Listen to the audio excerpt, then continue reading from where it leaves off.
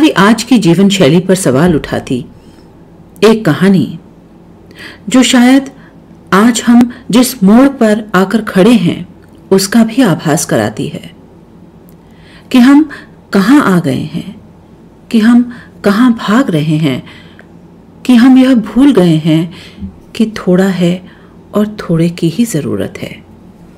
ममता कालिया की कहानी वसंत, सिर्फ एक तारीख। सच पूछो तो मैं महीनों बाद घर से निकली थी, यानी चौक से आगे। चौक तक के तो दिन में 10 चक्कर रोज ही लग जाते थे। बेसन से लेकर बॉर्नविटा तक की खरीदारी मेरे ही जिम्मे थी। यहां तक कि अब मैं आंख मूंद कर चलूं तब भी बता सकती हूं कि यह मलाई वाली का चबूतरा है, यह गुलाब का चाट ठेला है, यहां पर एक पागल आदमी बैठता है और यहां होम्योपैथिक डॉक्टर की उजाड़ दुकान, यहां गर्म इमरती हर वक्त छनती है और यहां भांग की गोली मिलती है। आगे पुराना बजाजा है, उससे आगे टोकरियां बिकती हैं, नीम के नीचे मिर्च मसाले और उससे आगे धागे मिलते हैं। ठहरिए, बीच में कील वाले की दुकान तो छूट ही गई। यहां चौक से संगम जाने के लिए रिक्शे सस्ते मिलते हैं और दांतूने भी। यहीं से एक तरफ सब्जी बाजार शुरू होता है और दूसरी तरफ मिठाई बाजार। हाँ, लेकिन यूं ठीक से तैयार होकर तो मैं महीनों बाद निकली थी। मैंने सोचा था लोग मुझे देखकर सवालों का तांता लगा देंगे। कहां जा रही हो, कैसे निकलना हुआ, खैरियत तो है, वगैरह वगैरह। लेकिन बिजली घर तक पहुंचते पहुंचते मैंने पाया लोगों को तो फुर्सत ही नहीं है। लोग बेतहाशा भागे जा रहे हैं, साइकिलों पर, स्कूटरों पर, रिक्शों में। वे न आपस में बोल रहे हैं, न इधर उधर देख रहे हैं, बस भागे जा रहे हैं। उनके ठीक सिर के ऊपर नीले आसमान में एक गुनगुना बादल ठुमक रहा है, लेकिन वे भागे जा रहे हैं। सड़क के उस पार एक बारजे पर एक बेहद प्यारी बच्ची लाल मफलर बांधे खड़ी हंस रही है, लेकिन वे भाग रहे हैं। ये वसंत के दिन थे, ऋतुराज का महीना। जगह जगह गुलाबी पीले नीले फूल सिर उठाकर खिलखिला रहे थे। सड़क के किनारे की पटरियों की दरारों तक में घास फूट आई थी। लोग अभी भी भाग रहे थे। मैं डर गई, कहीं शहरी तो खाली होने नहीं जा रहा। क्या कोई महामारी फैलने वाली है या भूचाल आने वाला है? या मैंने घबराकर रिक्शे वाले से पूछा, भाई तुम्हें पता है ये इतने सारे लोग कहां जा रहे हैं? जा रहे होंगे काम से। मुझे तसल्ली नहीं हुई। फुहारे के पास मैंने मूंगफली वाले से फुटकर लेते हुए पूछा, आज कोई खास बात है क्या? ये इतने सारे लोग कहां जा रहे हैं? 10 बजा है, ऑफिस जा रही हुई है। उसने मेरी तरफ हैरानी से देखा। बेकार रहते रहते मुझे तो यह भी भूल चुका था कि 10 बजे का समय दफ्तर जाने का होता है। अब वर्षों से हमारे घर से कोई दफ्तर नहीं गया था। बेरोजगारी हमारा पुश्तैनी रोजगार था। फिर भी हमारा गुजर किसी तरह होता ही था। दरअसल हम लेखन को समर्पित दंपति थे। सारी दोपहर हम कलम घसीटते थे, शामें कॉफी हाउस में बीतती थी, सुबह हम अखबारों के दफ्तरों में ताक झांक करते पाए जाते थे। ये सब अपने आप में पूर्णकालिक काम थे। फिर भी समाज के मान्य अर्थों में हम बेरोजगार थे।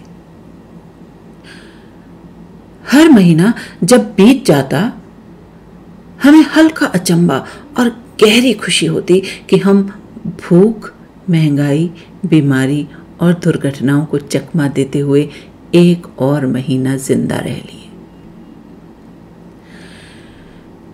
लेकिन आज चूंकि मौसम अच्छा था, जेब में रिक्शे के लिए पैसे थे, धोती में कलफ था, चप्पल साबुत थी, इसलिए मैं अपने पुश्तैनी रोजगार को चुनौती देती हुई अपनी आकांक्षाओं का आकाश तलाशने निकल पड़ी थी। आज मैंने दुर्जन सिंह और जानकीलाल सिंह को भी हाथ नहीं लिया था। नहीं तो दुर्जन सिंह और जान निकाल सिंह भला मुझसे छूटते हैं? मेरी उंगली से बंधे, मेरी धोती से लिपटे परिवार नियोजन के ये नन्हे नन्हे प्रश्न चिन्ह हर घड़ी मेरे अगल बगल दिखाई देते हैं। लेकिन आज मैंने उन्हें चिज्जी का चस्का देकर कहा, बेटे आज अम्मा को जाने दो, हो सकता है जब अम्मा लौटे तो उसकी जेब रकम से भारी हो। दुर्जन सिंह और जान निकाल सिंह कुछ समझे नहीं। वे 10 पैसे लेकर लाई के लड्डू लेने दौड़ गए। हाँ, मेरी संवेदना बसंत का आनंद ले रही थी। मेरी चेतना एक महत्वाकांक्षी योजना बना रही थी।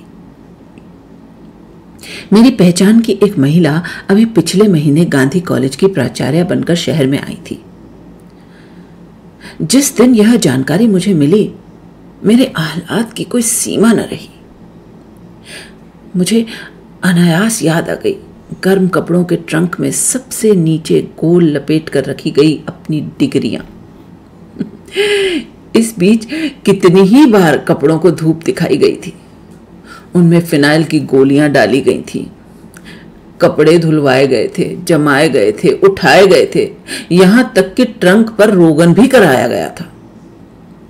लेकिन वो 2 कागज मेरी जड़ता के टेलीस्कोप बने वैसे ही पड़े रहे। इनसे जब मेरी पहचान हुई, ये प्राचार्य नहीं थी, मेरी प्राध्यापिका थी।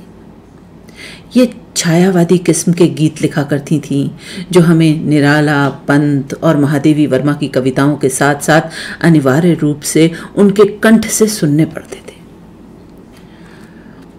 उनकी चापलूसी करने का अचूक तरीका यह था कि उनके गीत कंठस्थ कर लिए जाएं। इसी चक्कर में मैंने उनके बहुत से गीत याद कर डाले थे। उनके आगमन ने मेरी अंदर महत्वाकांक्षाएं जगा दी थी। मैं बेरोजगार से बारोजगार होना चाहती थी। मैं घर का खूंटा छुड़ाकर आजाद होना चाहती थी।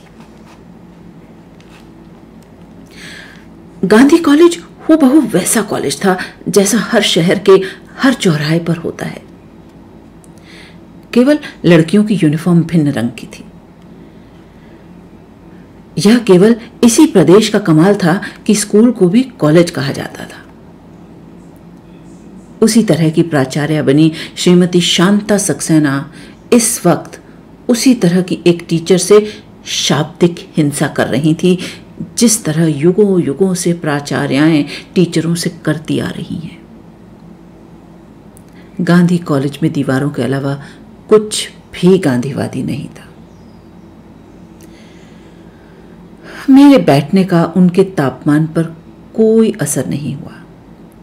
टीचर को पूरी तरह रुआसा बनाकर वह मेरी और एक निहायत रूखे अंदाज में मुखातिब हुई। मैंने जल्दी से कहा, मैं आपकी भूतपूर्व छात्रा चंदा चौधरी। कुछ याद आया? उनकी त्योरियां घटी लेकिन मिटी नहीं।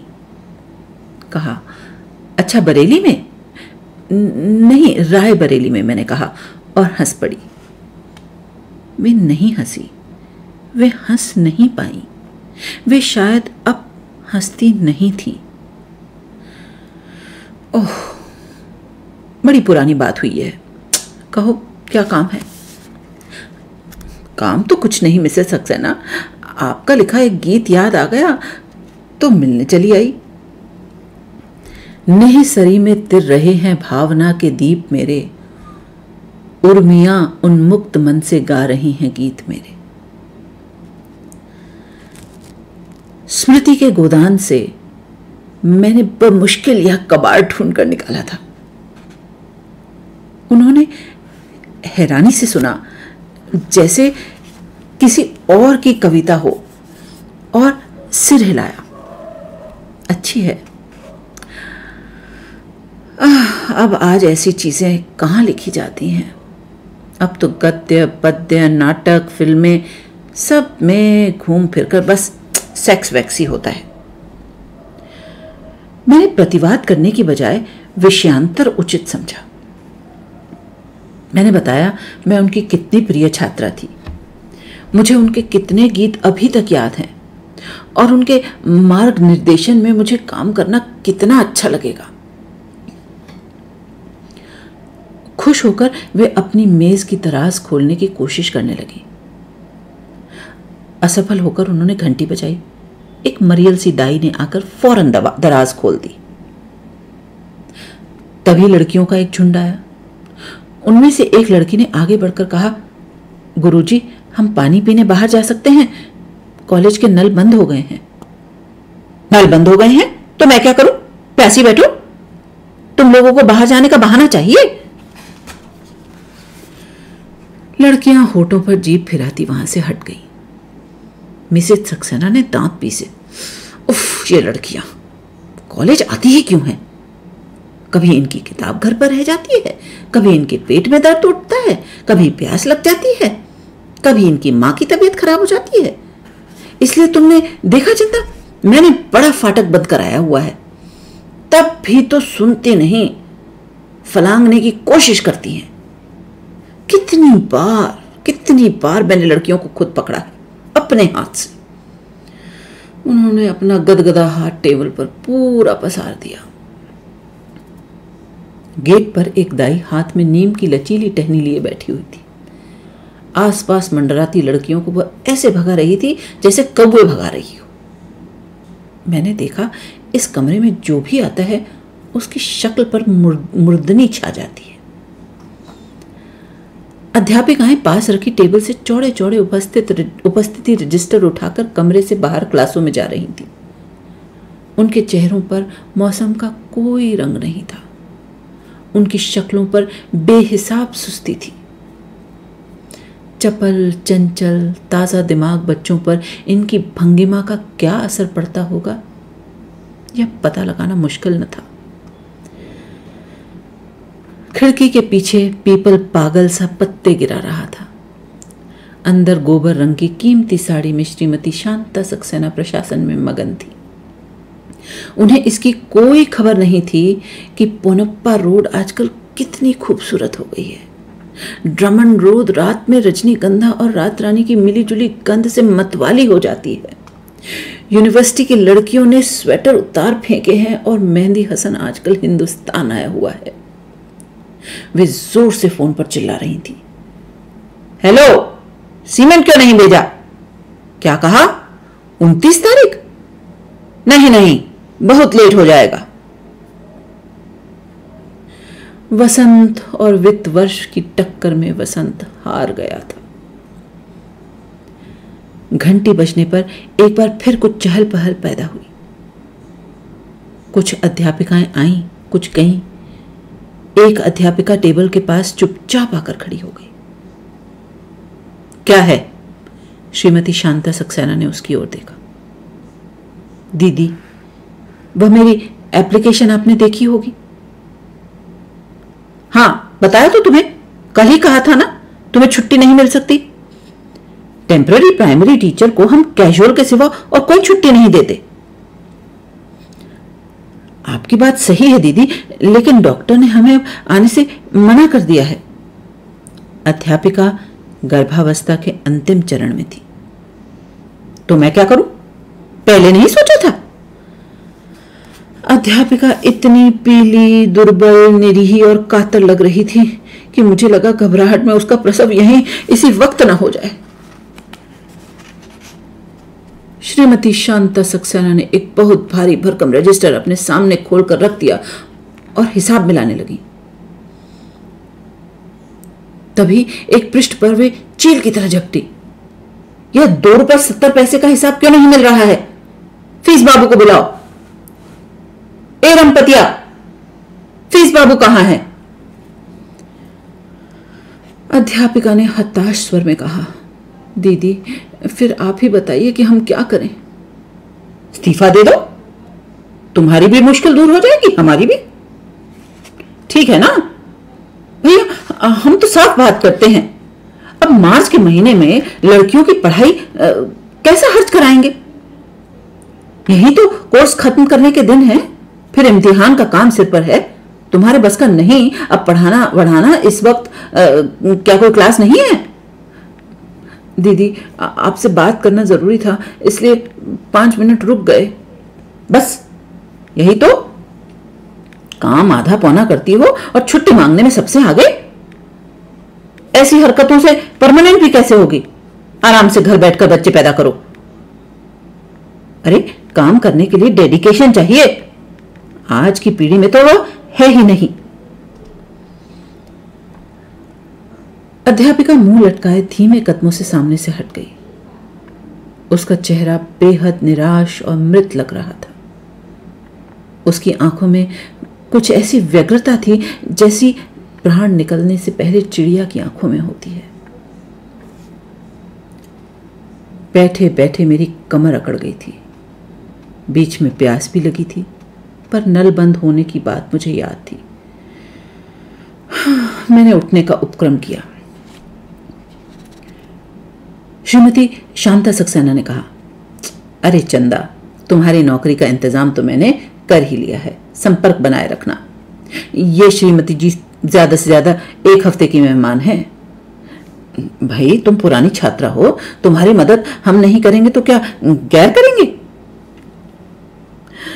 मेरे पैरों में कंपकंपी उठी, जैसे स्कूल के दिनों में दौड़ने से पहले उठा करती थी।